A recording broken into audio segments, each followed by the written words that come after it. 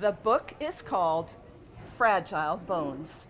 St. Catharines native Lorna Schultz Nicholson is here at Chapters to launch her latest effort.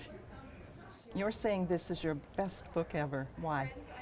I think it's my best book ever because I really worked on the, number one, the research of it, which I do for all of my books, but for this one, I think it was the subject matter too. I was really able to get into the characters and get into the two characters that I created, which was Harrison and Anna, and I was able to layer them a little bit, which made a huge difference to the novel.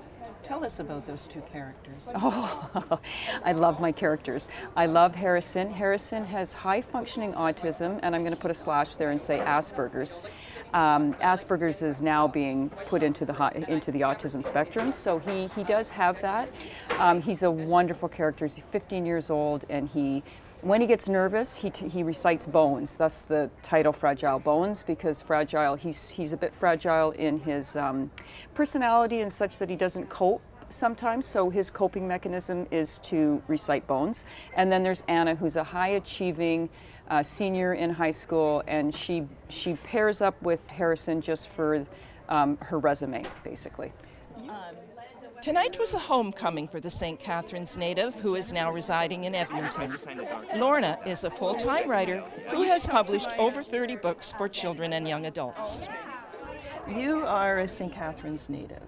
You don't live here now, but you certainly still know a lot of people. Does this area play into your work at all? You know what it does. Now that's an interesting question, because the town that I fictitiously made up is Erieville. That's the town where they're from. So I did kind of, and I think if you read through it, you're going to see that the weather patterns are quite similar to this area. So it could be Buffalo, it could be St. Catharines, it could be Niagara. I mean, it could be a number of places, but definitely the town was called Erieville. Who will read this book? Who is it for? I'm going to say that it's a teen book. I mean, it is written for the teen market, and in the teen market we call it the YA market, which means young adult.